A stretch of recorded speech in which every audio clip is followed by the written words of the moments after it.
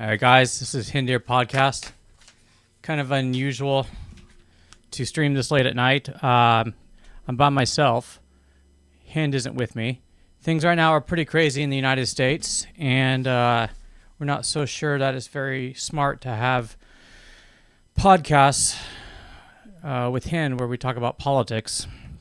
And we'd be disingenuous if we didn't talk about politics right now, because that's the most important thing happening right now. Some people are worried that the United States has fallen into complete fascism, and it's pretty scary what's going on. So we had planned an episode already called Normalizing Evil, but we talked to a lawyer, got some legal advice, and that's who said we should really be careful what we put out there. So we paused it, kind of thought about how if we needed to, how we would rebrand. Also, at the same time, we made a few changes to the set here, so it looks a little nicer. Anyways, so what I wanted to go through was just the stuff that I had put together, and I'll be doing the podcast by myself for a while. And this is something I don't have a lot of experience doing this, so I'm going to have to get good as I go through it. But I want to preserve this show for some point when we can do this together, because the whole point of doing this was to do something with my wife, something that we both enjoyed doing. So that being said, let's get started. Normalizing evil. When things are going on right now, when they're arresting people for free speech, when they're deporting people without due process, when they're committing genocide in broad daylight, they have to sell that to the public. And you can't sell it all at once. You've got to slowly get people acclimated to it. You've got to make things become normal. You've got to get people to just accept, to be a fatalist, to just accept things are the way they are. And I thought, when I was thinking about this, I thought about, this is basically like an abusive relationship. Politicians are basically a narcissistic lover. And so I looked up the stages of an abusive relationship, and I thought, how could Trump fit within these descriptions? So let's see here. The first one is initial charm or trust building. The abuser may start with kindness, affection, or reliability, establishing trust and emotional dependency. Some people call this the honeymoon phase. So then I think back about how people had that initial charm, their initial interpretation of Trump, and how they found him very charming and America first. Every citizen, I will fight for you, for your family, and your future. Every single day, I will be fighting for you. So look, this is how Trump spoke to people on the campaign trail. He talked to them that he was all about America, putting America first, that he was going to do what's best for the United States, for the citizens of the United States. And the truth is, the citizens of the United States do get neglected. We have infrastructure that's falling apart. We've got really stagnant wages. And overall, the quality of life has been decreasing in the United States. So this was the initial charm, the first stage in the abusive relationship.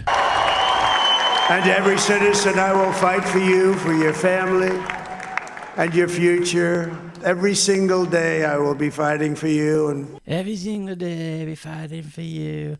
He just sounds like a liar. Anyways, when it comes to politics, you don't want to tell people they're wrong. People will never listen to you if you tell them they're wrong. The best you can do is let them learn on their own. And with Trump, I knew he was going to be bad. I didn't know he would be this bad. But even still, you can't sit there and tell people that they're wrong, that he's wrong. You have to let him show them himself. And he will, and he's already doing that with everything we're going to go through. But during the build-up, during an abusive relationship, we've got the next step is the subtle boundary testing. While defending his debunked claim that he saw thousands of Muslims celebrate the collapse of the Twin Towers here in New York, he appeared to mock a reporter with a disability. I don't know what I said. I don't remember. Where I could stand in the middle of Fifth Avenue and shoot somebody and I wouldn't lose any voters, okay? It's like incredible. So during in an abusive relationship, you have that phase where people start testing boundaries, where they see what they can get away with.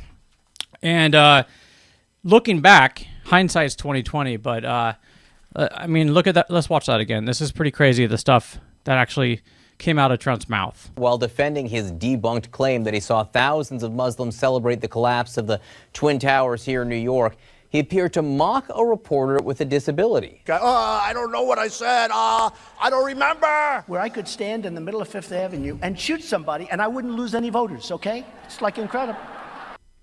So he starts out talking about how much he really cares about the American people and wants to fight for them.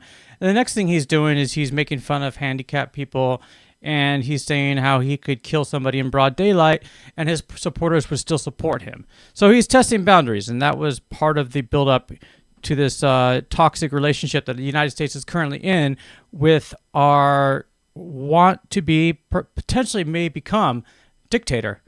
So the next step is escalation and gaslighting. So escalation and gaslighting. So gaslighting is basically lying to someone and convincing them that they're wrong for trying to interpret things accurately. Nobody has any idea where these people are coming from, and we know they come from prisons. We know they come from mental institutions, insane asylums. We know they're terrorists. You don't mind, Mr. President, that this caravan was an invasion. So that was where Trump was saying that he was telling people that basically that immigrants are the enemies, that immigrants are coming here, that they're bad guys, that they're terrorists. He's making a straw man argument. He's trying to get people to circle their wagons around his cause, and his cause is targeting human beings, whole segments of people. I mean, think about it in those terms, and let's watch it again. Nobody has any idea where these people are coming from, and we know they come from prisons. We know they come from mental institutions, insane asylums. We know they're terrorists. You don't mind, Mr. President, that this caravan was an invasion. People should come here legally. No one's debating that. But right now what they're doing, they're going after immigrants en masse. They're recklessly arresting immigrants. It's literally like Nazi Germany, minus the gas chambers. But who knows where things are going? I mean, people are afraid. People are rightfully afraid. People's civil rights are being violated. And, it always starts with an easy victim. It starts with an easy victim, and then it gradually becomes more intense. They bend the rules with someone where it's easy to bend the rules. And then eventually they get to the mainstream people. And by the time they're ready to silence you, everyone else has already been silenced. So the next step after escalation and gaslighting comes intermittent reinforcement. So the abuser alternates between cruelty and kindness, creating a cycle of fear and relief. Let's look at some examples of Trump doing intermittent reinforcement. President Trump continues his campaign blitz with only a week to go until Election Day. And the president is reacting to the swift swearing in for Supreme Court Justice Amy Coney Barrett. Our D.C. Bureau Chief Ross Palumbo is live at the White House with more. Ross. So that's basically just in campaigning in general. In a political campaign, you're constantly saying the same message over and over again, using repetition to spread your ideas, to get people excited around your cause. So after intermittent reinforcement comes desensitization and resignation.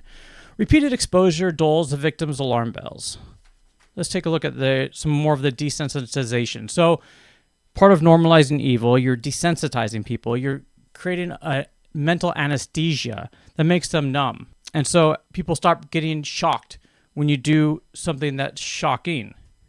The U.S. will take over the Gaza Strip, and we will do a job with it, too. Play that again, guys. That was insane. The U.S. will take over the Gaza Strip, and we will do a job with it, too. That was Trump showing everyone that he is not America first, completely going back on his campaign promises and showing the world that he's Israel first, completely justifying all the indiscriminate violence, the crimes against humanity. That's what he's doing. He's defending that. The next phase in a abusive relationship is isolation and dependency. The abuser often cuts off support networks, friends, family, and outside perspectives. Oh, let's see here. So, I don't think I have anything there. But that's the point when you've already invested into this person. You've invested in this person, and now it's too deep to just turn around. We've elected him, and he's the president of the United States. So he has considerable power. And we're, at this point, kind of at his mercy. And all we can hope is that he just has some moral clarity. So the final phase is full acceptance. Eventually, the victim stops resisting.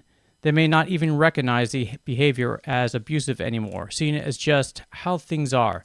Their identity and autonomy are so compromised that leaving feels impossible or pointless. Let me give you a really good example. Trump, in all his ill will towards America, Trump is removing the caps on overdraft fees. That's basically what that means is if you don't have a lot of money and you're living paycheck to paycheck, you have a checking account because everybody has to have a checking account to pay their bills. Everything's done electronically now. And let's say you only bring home a few $100s every couple of weeks. It's really easy to overdraft your account. It's really easy between electronic bills, automatic payments, and just things that come up. A high electric bill, more groceries, something breaks in the house, you need to fix it. And if you overdraft your account, banks used to charge you crazy amount of money, hundreds of dollars. People that don't have the money, this puts them instantly into enormous debt. And thankfully, at some point, the federal government put restrictions on that. And now Trump is lifting those restrictions. Nobody has your best interest in mind who would allow the banks to predatorily steal money from you, predatorily take money out of your checking accounts, or make you in debt. You know, like we used to have debtor's prison. This is basically debtor's prison. Also, for the people watching on TikTok, I know this is the Hind Deer channel, and a lot of you speak Arabic. This is in English. Hind is not on the show right now because we don't think it's a good idea to have her on the show with everything that's going on with the federal government targeting immigrants, especially Muslim Arab immigrants. So when you're in an abusive relationship, there's red flags. There's things that happen where you're like, wow, this is toxic. And right now what's going on in the United States, there's so many red flags going on. Let me show you some red flags. Some things that these are raising the alarm bells. This is stuff you got to take very seriously, okay? Here's the first one. The Prime Minister of Canada. The Prime Minister of Canada the other day gave this speech. The old relationship we had with the United States, based on deepening integration of our economies and tight security and military cooperations, is over. What exactly the United States does next is unclear. But what is clear is that we, as Canadians, have agency. We have power. We are masters in our own home. Nous sommes maîtres chez nous. We can control our destiny. We can give ourselves much more than any foreign government, including the United States, can ever take away. We can deal with this crisis best by building our strength right here at home. It will take hard work. It will take steady and focused determination from governments, from businesses, from labor, from Canadians. We will need to dramatically reduce our reliance on the United States. We will need to pivot our trade relationships elsewhere. And we will need to do things previously thought impossible at speeds we haven't seen in generations. So that was the Prime Minister of Canada, Mark Carney, basically saying that all the traditional alliances with the United States are ending. And a lot of this has to do with the tariffs that Trump is trying to impose. And thank God, actually, the Senate just voted to block the tariffs on Canada. If you guys are not from the United States and you're not familiar with the United States, Canada is our very close partner. the Canadian provinces do more business individually with the United States than they do with the entirety of Canada. There's, I think, 5 provinces in Canada. They're all economically dependent on the United States. And we have a great relationship with Canada. I mean, Americans and Canadians are very similar. If you sat down in a room with a Canadian and an American, I mean, they're almost identical. The ways they behave, how they talk, the foods we eat. Let me show you. This is the Senate blocking the. This is good news. The Senate voted 51-48 to block Trump's tariffs on Canada. So the Republicans have the majority in the Senate and the Congress. So you had to have some Republican senators vote for this, and you have Susan Collins, Mitch McConnell, Lisa Murkowski, and Rand Paul. So that was that's a good sign. That shows that people are really concerned on both sides of the aisle, and they're going to start pushing back against all the crazy things Trump's doing. Here's another example of just how callous Americans are behaving towards foreign people. This is a senator or Congress. This is a congresswoman, Marjorie Taylor Greene. I think she's from North Carolina or Georgia.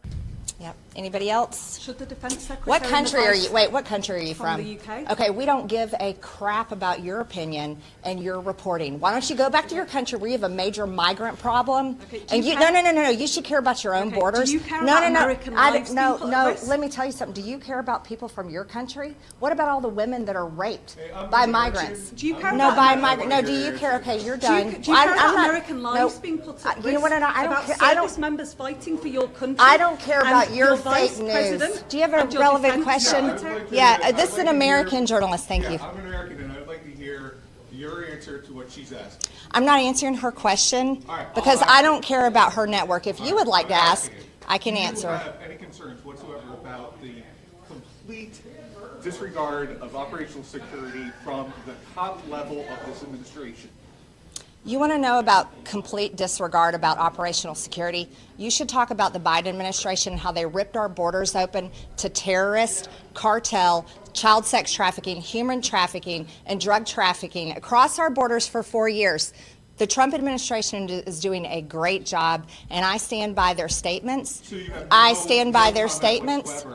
My comment to you is I'm thankful to President Trump that he is leading us out of wars, that he's ending the war in Ukraine, where American lives could have been killed if Joe Biden was still president today, whether he liked it or not. Okay, we're talking about NPR and PBS today. We're talking about So the whole point with this is that how callous she's behaving towards someone because they're from the UK. You know, on a positive note, Marjorie Taylor Greene doesn't take any money from AIPAC, so at least she's sincere about her American first positions, whereas Trump is 100% Israel first. So here's another red flag. Several countries issued a travel advisory for their citizens not to visit the United States. So I don't have a full list in front of me right now, but I mean, it's countries... A lot of countries in Western Europe, they've said it's not safe for their citizens to visit the United States because of the way we're treating immigrants. It's 100% true. I wouldn't want to come to the United States right now if I was an immigrant. I wouldn't want to leave the country if I had a green card and try to come back. It's a really scary time, especially if you're critical of genocide, if you are against killing children, if you are critical of Trump, if you're concerned about all the insane things he's doing, you're a target. And then with Canada, when Mark Carney gave that speech, it was reported in the news that his big motivation was the tariffs. But I think there's also a lot of things behind the scenes that we're not made aware of just yet. And one of those is the United States stance towards Greenland. And this is another huge red flag.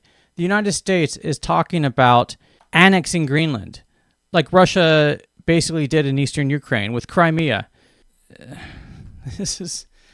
There was a bunch of stuff the other day with J.D. Vance. J.D. Vance, the vice president, went to Greenland with his immigrant wife, By the way, J.D. Vance's wife is an immigrant. Trump's wife is an immigrant. Trump's mom was an immigrant. Trump is an anchor baby. Trump has a son. His son is an anchor baby.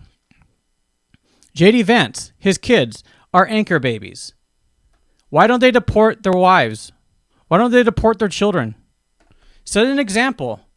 Practice what you preach. We're simply saying to the people of Greenland, when the president says we've got to have Greenland, he's saying this island is not safe. A lot of people are interested in it. A lot of people are making a play. We know that America cares about the security of this island for the sake of the people of Greenland, but also for the sake of the national security interests of the United States of America. So our message is very simple. Yes, the people of Greenland are going to have self-determination. We hope that they choose to partner with the United States because we're the only nation on earth that will respect their sovereignty and respect their security, because their security is very much our security, as these brave Americans show.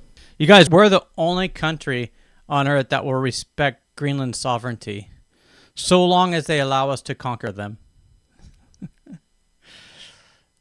Here's some pictures of J.D. Vance in Greenland with some other state officials. I believe that's his immigrant wife in the photo. There's another one. I think we have a military base there, a NATO base, where J.D. Vance was giving a speech with the U.S. soldiers. I heard stories that J.D. Vance and his wife tried to basically go door to door, trying to find people that were interested in talking with them, and nobody wanted anything to do with them. 85% of the people in Greenland don't want to join the United States. Only 6% even think it would be beneficial. And the truth is, it will not be beneficial.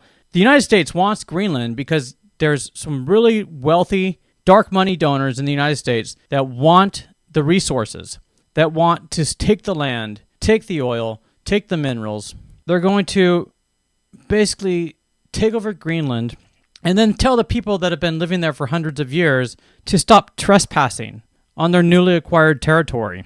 They will ruin people's lives there. There will be a few people that make a lot of money, but mostly lives will be ruined.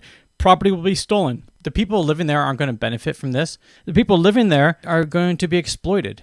The same day that J.D. Vance gave this speech to the troops in Greenland, Pete Hegseth, the Secretary of Defense, put this commercial on his Twitter page or X page. In the cold silence of the tundra, a bond was born, not from treaties or trade, but from blood and bravery.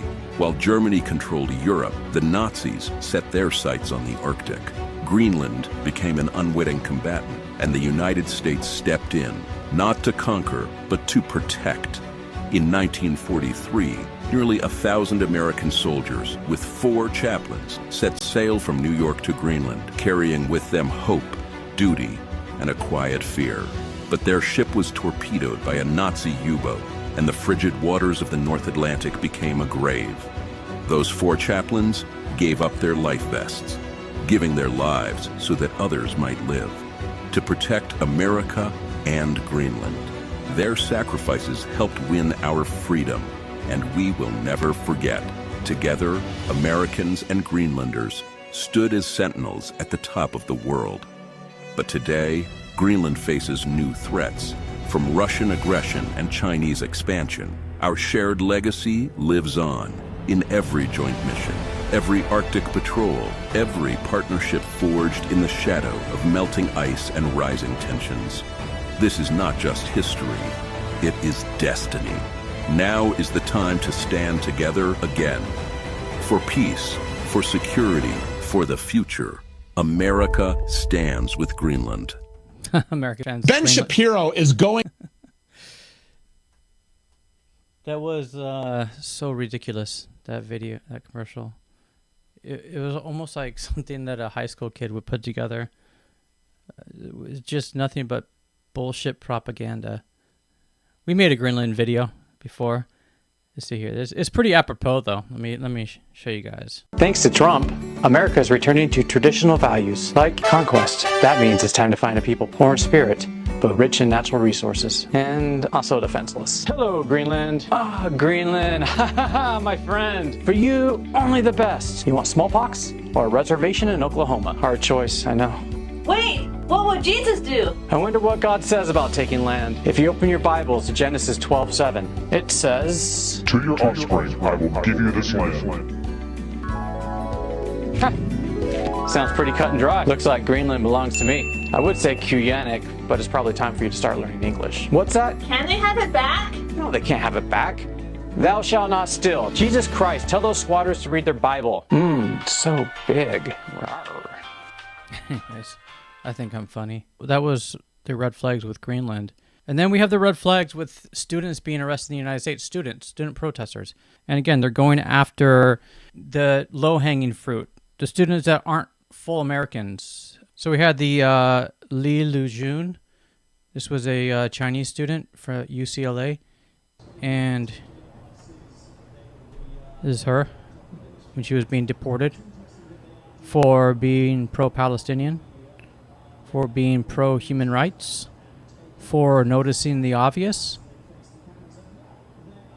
And that was getting us acclimated, giving us a little taste, letting us get used to what was about to become much worse. We had then another high-profile arrest. The next high-profile illegal arrest was Mahmoud Khalil.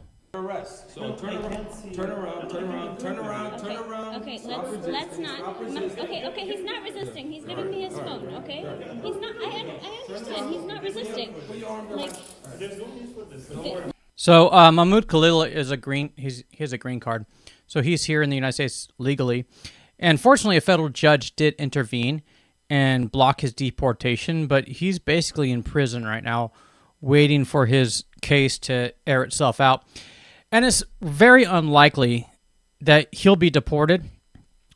I think justice will prevail, but it takes time to get there. And then recently, the Rumeysa Ozturk, girl from Turkey.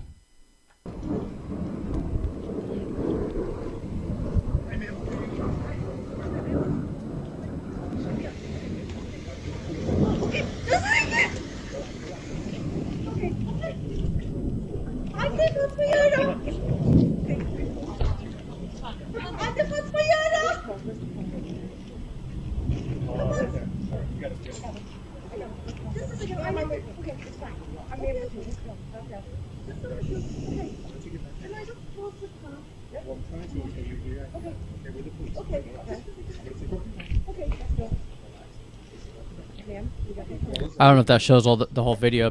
This is probably a better view. Just walking up to her. So what was her crime? Her crime was writing an op-ed about freedom of speech. That was it. No reports of her leading protests. Just that she was influential. She had an influential mind. Here's Marco Rubio trying to obfuscate reality. Creating a ruckus, creating a ruckus, creating a ruckus, creating a ruckus, creating a ruckus. Yeah, Marco Rubio said that she was detained because she was creating a ruckus. So the groups going after the students, as far as I know, there's two main groups that are targeting students, that are targeting other people that speak out about the crimes against humanity that are going on right now in the apartheid state of Israel. So the first one is Canary Mission. I don't know a whole lot about these groups. All I really know is that they are collecting a database of anyone that they can malign who supports Palestinian rights, who supports an end to apartheid, and they're trying to malign them as pro-Hamas, pro-terrorist. And how can anyone take this serious? But this is the Canary Mission. Fucking scumbags. Like, the worst people in the world. Absolute just garbage. The next one is Beitar. But what's scary is that it sounds like these are the groups that handed in this list of names to the Trump administration and told them who to illegally arrest, who to strip of their due process rights. So this is Beitar. These are fascist groups masquerading as civil rights organizations. There's nothing that they do that helps civil rights. There's nothing that they do that benefits anyone in the world. All they're trying to do is silence people from pointing out the obvious, that there's a genocide going on in Gaza and the West Bank. That's it. Israelis used to say all the time, like, Israel is America's #1 ally. America has no friend like Israel. I don't think Israel is a friend. I think Israel is a frenemy. Combination of friend and enemy describes a person who is a little bit of both. Perhaps a friend with whom one experiences regular conflict. I think Israel completely takes advantage of the United States, exploits the United States. Right now, they're trying to get the United States to go to war with Iran. They want Americans to go and sacrifice their life, die, going to Iran, trying to murder innocent Iranians. These are two ex-CIA operatives talking about Israel. I don't know how to overstate this. Israel is not a trusted, close friend of the United States. In any way. Not in any way. Listen, Israel, when I was at the agency, and granted my information's 20 years old now, but when I was at the agency, Israel was classified as critical threat for counterintelligence. So it was Israel, Russia, North Korea, and Cuba. Yeah, so that was Andrew Bustamante and John Kiriakou. Both worked for the CIA, and both are saying right there that Israel is not our ally. Listen to people when they tell you something. I asked Grok, X's AI, who are the top 5 countries that Israel spies on the most? Top 5 countries. Iran. Number 2, Lebanon. Number 3, Syria. Number 4, Gaza and the West Bank. Number 5, United States of America.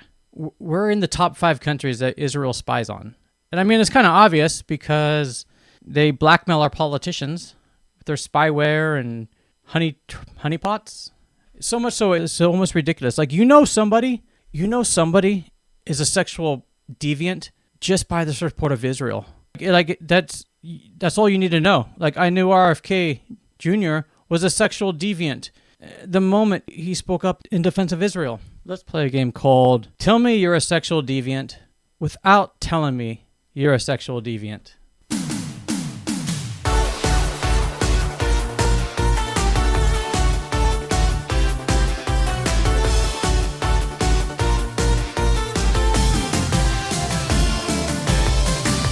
All right, first up, we have RFK Jr. RFK Jr., tell me you are a sexual deviant without telling me you are a sexual deviant. Here we go. I'm sold. I'm convinced. Let's play one more time. The game, tell me you're a sexual deviant without telling me you're a sexual deviant.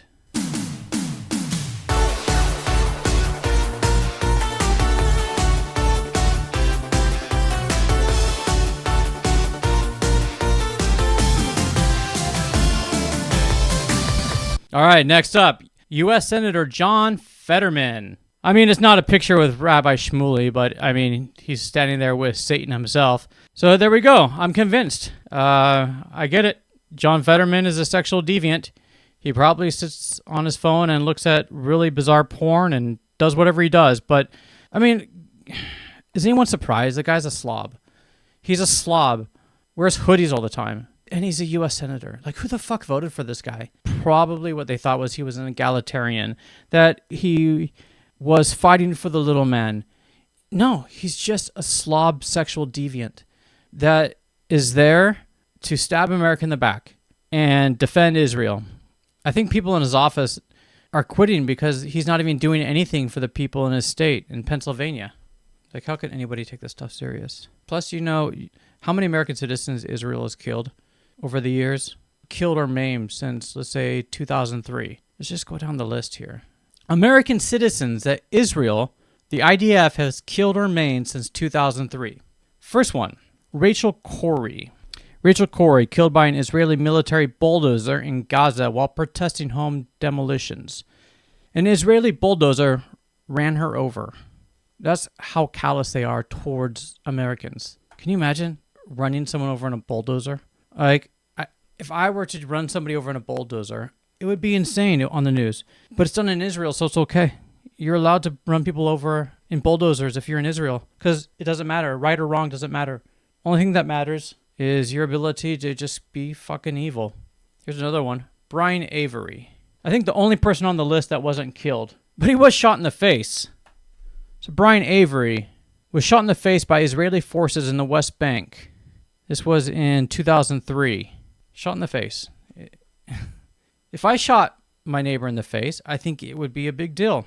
I think if someone in Australia shot somebody in the face, it would be a big deal. If somebody in fucking Ukraine shot somebody in the face, it'd be a big deal. But this happened in Israel, where evil is okay. Next, we've got Firkin-Dogan. 2010. Firkin-Dogan was 19 when he was killed by Israeli forces during the Gaza flotilla raid on the Mavi Marmara ship. U.S. citizen. Next, Shireen Abu Akleh, a Palestinian-American journalist shot and killed by Israeli forces while reporting in Jenin in the West Bank. They've killed a lot of journalists lately. In fact, the reason we don't have more reports coming out of Gaza about the ongoing genocide is because they've killed most of the reporters. Omar Assad, killed in 2022, died after being detained and allegedly mistreated by Israeli soldiers in the West Bank. Cause of death is disputed. So, in the United States, when you arrest people, when you detain people, you have to treat them ethically. But if you're in Israel, you can sodomize them with metal objects. You can fuck them in the ass until they die. It's totally fine. No problem. No problem at all. In fact, it builds character. All right, Tawfiq Abdul Jabbar. The list goes on and on and on. So Tawfiq Abdul Jabbar was killed in 2024. He's a 17-year-old Palestinian American shot and killed by Israeli forces in the West Bank. These are U.S. citizens that our number one ally and best friend casually murders. Mahmoud Kaddour, killed in 2024. A 17-year-old Palestinian American shot and killed by Israeli forces in the West Bank. And then the last one I have on my list was Asinur Ezgi Egi. I probably have that name wrong. Sounds like a Turkish name. A Turkish-American activist shot in the head by Israeli forces during a protest in the West Bank. They really like shooting Americans in the head. I think they like to shoot toddlers in the head too. I think they just like shooting people in the head. Does anybody in Israel have any fucking morality whatsoever? Do they have any decency? Or are they just complete fucking psychopaths? So the reason that Israel is trying to silence Americans is because they're committing genocide, and Israel had planned to commit this genocide all along. Somehow they knew about the October 7th attack, and they allowed it to happen, and they used it as an excuse to commit the genocide. They were never trying to free the hostages. They're still not worried about the hostages. It's just a tagline. Nobody takes it serious. Let me show you some news articles from Israel. Just let's connect the dots. October 24th, 2023. Seymour Hersh wrote about the mysteries of October 7th. How could this happen? It didn't make sense, even then, how Israel could drop the guard and allow this terrorist attack. All the inconsistencies, moving soldiers to the West Bank. No intel. Or actually, there was intel because they knew about it. So here's December 2nd, 2023. New York Times. I tried to use mostly Israeli sources because it's straight from the horse's mouth, but a few of these are the New York Times articles. But December 2nd, 2023, the New York Times reported that Israel knew about Hamas's attack plan for over a year. Anyone surprised? No, I'm not surprised. December 2nd, 2023, documents expose Israeli conspiracy to facilitate October 7th attack. That was from the World Socialist website. And I'm sure some of it's conjecture, but I think that we'll find over time that it seems like right now we're in an era of conspiracy theories being proven correct. So, with JFK, perfect example. December 2nd, 2023. Intelligence errors prompt scrutiny of Israeli generals, but little backlash. Some people were the fall guys. Some generals got reprimanded over this. But the people at the top who are actually responsible for it, nothing's happened to them. Nothing's going to happen to them.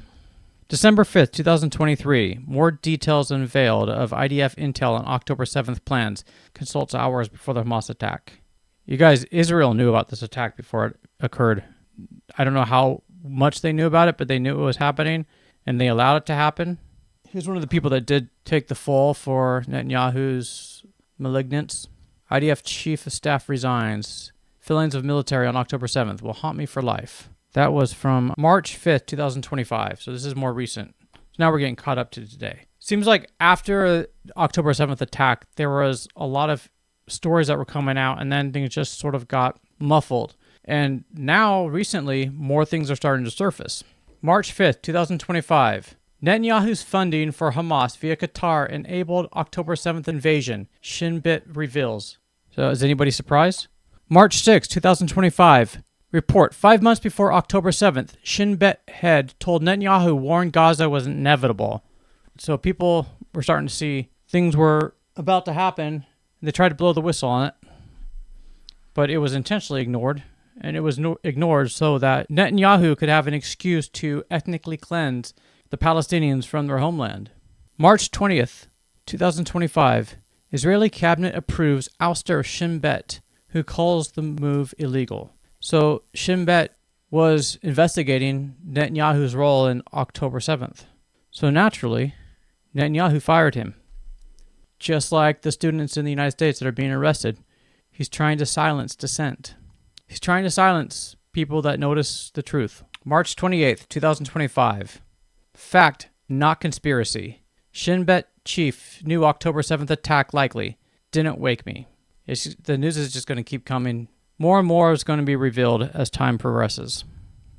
Let me show you what I saw today. People say Hamas could just release the hostages and this would all stop. It's not true. Here's from the Times of Israel from today. Hamas ready to free all hostages at once for end to war. Palestinian official. It's going to be declined. Let me show you another part of this article. Someone pointed out on X. It says, we later found out that Hamas had offered on October 9th or 10th to release all civilian hostages in exchange for the IDF not entering the Strip, but government rejected the offer.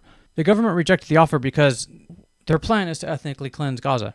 And however they ethnically cleanse, whether they commit genocide or they get everyone to move. I don't know if people have noticed or saw this, but it just proves Israel's plan to ethnically cleanse Gaza. March 23rd, 2025. Israel votes to establish Bureau for Gazans voluntary immigration to facilitate passage to third countries, though none have agreed to accept them. There you go. Ethnic cleansing as a government policy. So anyways, that's why I'm on the show by myself now.